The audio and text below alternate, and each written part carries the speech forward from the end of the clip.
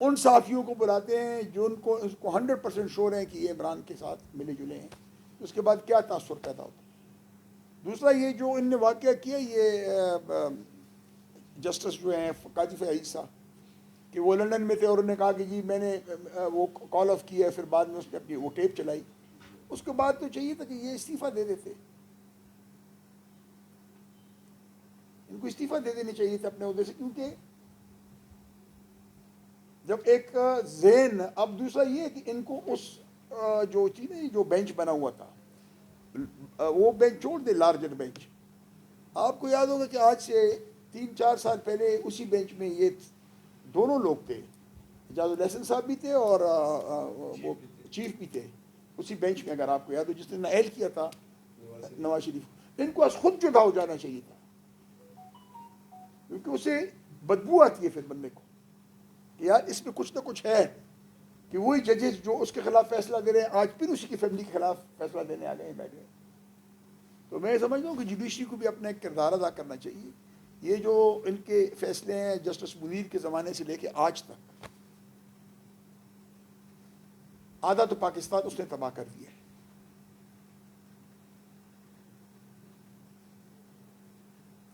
دوسرا یہ اس کیس میں جنرل ظہیر الاسلام کا نام بھی آیا ہے اور جنرل پاشا کا نام بھی آیا ہے۔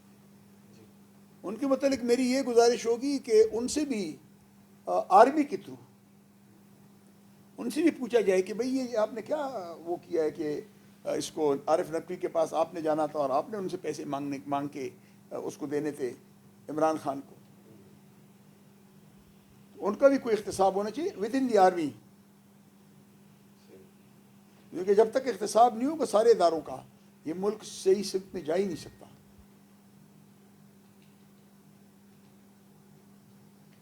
اور ہماری تو بدقسمتی ہے کہ پہلے ہمارے افواج نے ہم پہ اس کو نازل کیا MMA کو، رات میں خواب ان نے دیکھا اور صبح MMA بن گئی اور وہ نازل ہو گئی۔ اس کے بعد ہمارے اوپر نے، جس میں میں بھی تھا، ANP کو نازل ہوا، جس طرح وہ نازل ہوئے وہ بھی کسی سے چھپا نہیں ہے۔ اور پچھلے تقریباً 10 سال سے میں دیکھ رہا ہوں کہ عمران خان کو ہمارے اوپر نافذ کیا گیا ہے۔ میں صرف میری یہ گزارش ہے کہ اس صوبے میں کوئی لیڈر نہیں ہے، ہمارا اتنا بدقسمت صوبہ ہے کہ اس میں کوئی لیڈرشپ ہی نہیں ہے جس کو کیا نام ہے وہ کیا جائے، آگے کیا جائے۔ ہر بار ہم پہ کسی امپورٹڈ پنجاب سے، سندھ سے، کسی اور صوبے سے کسی لیڈر کو ہمارے پر مسلط کیا جاتا ہے، اور صرف ہمارے صوبے میں۔ اور اگر ہمارے اپنے صوبے کے جو لوگ ہم پہ مسلط کیے گئے، بدقسمتی سے وہ بھی چور ڈاکو نکلے،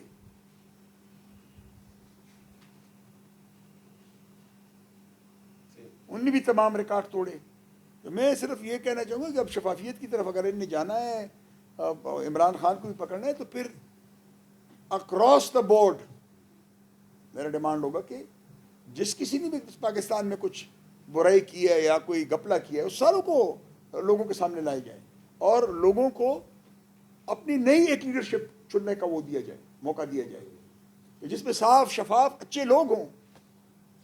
کیونکہ یہ بھی ایک، میں سمجھتا ہوں اور میں آج منع کہہ رہا ہوں، یہ بھی ایک بڑی زیادتی ہے اس قوم کے ساتھ کہ ہر بار ہم پہ کسی کیا نام ہے گرانے کا کوئی وہ آ جاتا ہے، لیڈر ہمارے اوپر آ کے ہمارے سر پہ سوار ہو جاتا ہے۔ کہ اس قوم میں کوئی ہوشیار آدمی نہیں ہے، بدبختی ہے اس قوم کی کہ یہاں کوئی لکھا پڑا نہیں ہے، کہ ہم پہ صرف چند گرانے جو ہیں نافذ ہوتے ہیں، کبھی وہ اس کے شکل میں آ جاتے ہیں، کبھی کسی اور شکل میں آ جاتے ہیں، لیکن وہی چہرے ہوتے ہیں، ان کو ادھر ادھر بدل کر کے پھر پیش کیا جاتا ہے قوم کے سامنے۔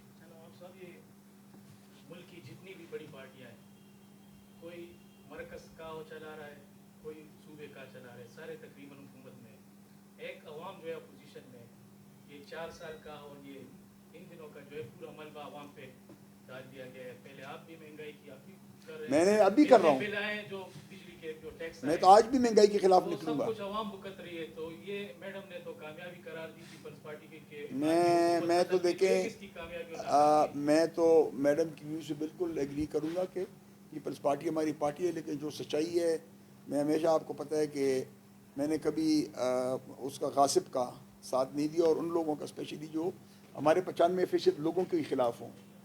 ہماری کلاس جو ہے نا، یہ جو آج کل گورننگ کر رہے ہیں، اس میں عمران بھی ہے، اس میں اور پولیٹیکل پارٹیز بھی ہیں، یہ ہمارے عوام کے 5% لوگ ہیں. یہ عوام کی مشکلات کیا جانتے ہیں. لیکن بدقسمتی آج آپ کو کہوں کہ ہم خاص کر ہم پختونوں کے ایریا میں آج تک ہم نے خود بھی کبھی جذبات کے علاوہ کوئی اچھی لیڈرشپ نہیں پیدا کی. جذبات میں بہک کے ہم انہی چوروں ڈاکوؤں کو پھر بنا دیتے ہیں، اور پھر روتے ہیں کہ جی مہنگائی آ گئی ہے، مہنگائی آ گئی ہے. تو مہنگائی تو آنی ہوگی جب آپ انہی لوگوں کو، اب جیسے آپ کہہ رہے ہیں عمران خان، پچھلے 4 سال میں یہاں جلوسیں نکالتا رہا ہوں، آپ کو پتہ ہے آپ اس میں تھے، اور اسی مہنگائی کے خلاف ہم رونا روتے رہے، اور اسی عمران خان نے تباہ کیا معیشت کو. آج پھر کیا بدقسمتی ہو گئی ہے ہماری اس قوم کی کہ وہ پھر عمران خان کے پیچھے لگے ہوئے ہیں. عمران خان آئے گا تو کیا مہنگائی کم ہوگی؟ عمران خان کی تو کیا نام ہے، مغز تو نہیں تبدیل ہو جائے گا، وہ تو وہی کرے گا جو وہ پہلے کرتا رہا ہے. اب یہ جو بقایا ابھی لوگ آئے ہیں، ان پر بھی لوگوں کو نظر ثانی کرنی چاہیے. میں اس کا قائل ہوں، مہنگائی اس ملک سے تب ختم ہوگی جو یہ کلاس سسٹم آپ ختم کریں. یہ جو آپ نے 5% جو لوگ ہیں نا، جو سن 1947 سے ہم پہ حکمرانی کر رہے ہیں، ان سے جب تک اس قوم جان نہیں چھڑائے گی، قوم مہنگائی سے نہیں بچے گی. کیونکہ وہ پہلے اپنا پیٹ بھرے کہ عوام کا پیٹ بھرے. اب عمران خان نے آپ کو بڑا لارا دیا کہ جناب، اب میں ایک نے واقعہ بتایا آپ کو، فورن فنڈنگ جو ثابت ہو گیا ہے. رنگ روڈ اسلام آباد جو تھا، اس کے کیسز نہیں ہیں. زلفی بخاری نے جو کیسز کیے وہ نہیں ہیں. عامر کیانی نے جو زمینیں خریدی ہیں وہ نہیں ہیں. شوگر سکیم نہیں ہے. یہاں پہ فرنٹیئر کے حوالے سے بات کرتا ہوں، میڈم کو تو شاید نہ پتہ ہو، یہاں پہ تو میں نے مالم جبہ کیس بھی میں نے نکالا تھا، آپ کو یاد ہوگا، میں اس کا پائنیئر تھا، میں نے پہلے آپ کو دیا تھا. اور آج آپ کو ایک اور بات بتانے والا ہوں جو میں 3 بار کہہ چکا ہوں، اور یہ بھی نکل آئے گی. میں نے کبھی یہ جو ہے کیا نام ہے اس کو، فنگر پرنٹس، بائی میٹرکس میں، اب وہاں بائی میٹرک کی قیمت 13,000 روپے تھی، اور جو کہ حکومت نے 75,000 روپے کی خریدی، ہر ایک اسکول کے لیے، ہر ایک کالج کے لیے، ہر ایک یونیورسٹی کے لیے، ایجوکیشن ڈپارٹمنٹ فرنٹیئر نے، جس میں 1 ارب اور 20 کروڑ روپے کا وہ ہے، گیپ ہے. تو کیا اس کے خلاف خان صاحب نہیں بولیں گے؟ کیا مالم جبہ کے خلاف خان صاحب نہیں بولیں گے؟ بی آر ٹی کے خلاف خان صاحب نہیں بولیں گے؟ یہ تو سارے کھلے ڈاکے ہیں. یہاں پہ میں آج آپ سے پوچھنا چاہتا ہوں، یہاں پہ جو آپ کے ڈیولپمنٹل کام ہو رہے ہیں صحیح ہو رہے ہیں؟ ان میں کتنی چوری ہے؟ یہ یہاں پہ جو پل بنا ہے پار ہوتی میں، اس میں تو گاڑی بھی صحیح طریقے سے نہیں مڑ سکتی. بڑی گاڑی، چھوٹی کی بات نہیں کر رہا، بڑی گاڑی، یہ تو بڑی گاڑیوں کے لیے بنا تھا. بڑی گاڑی تو جا ہی نہیں سکتی اس پل سے. وہ پیسے کہاں گئے اس پل کے؟ ابھی کہہ رہے ہیں پلیٹ فارم بنا رہے ہیں. مجھے بتائیں جو پہلے کے پلیٹ فارم تھے ان میں کیا خرابی تھی کہ اب نئے بنانا چاہتے ہیں؟ یہ نئے پیسے مارنے کا ایک اور طریقہ بنایا ہوا ان نے. تو میں صرف یہ درخواست میری ہوگی کہ خدا را خان صاحب بھی یہ جو گانا گا رہے ہیں، روز گانا گانے کے لیے آ جاتے ہیں، وہ چور، وہ ڈاکو، یہ لٹیرا، وہ لٹیرا، یہ لٹیرا. پہلے اپنے لٹیروں کو صاف کرے، پھر اور لٹیروں کی بات کرے. اور جو خود لوٹ مار اس نے کیے اس کی قوم سے معافی مانگے. اور یہ الیکشن کمیشن کے متعلق یہ باتیں جو یہ کر رہا ہے، میں سمجھتا ہوں اس سے ظاہر ہوتا ہے کہ کیونکہ 8 سال اس کیس کو اس نے دبائے رکھا. اس کو نہیں چاہیے کہ اس پہ معافی مانگے قوم سے، کہے کہ میں نے یہ خود پاؤں کے نیچے اس کو دبایا ہوا تھا. بائی الیکشن میں ایسا نہیں لوں گا، الیکشن میں، جنرل الیکشن میں ایسا نہیں لوں گا. کیونکہ بائی الیکشن میں اس لیے ایسا نہیں لوں گا کہ میں آپ کو واضح کر دوں. ہاں، اس کو دوسری پولیٹیکل پارٹیز جو ہیں، جو ہمارا پارٹی کے اتحاد ہوگا، ان کے ساتھ پوری اپنی مدد کروں گا، پوری کوشش کروں گا.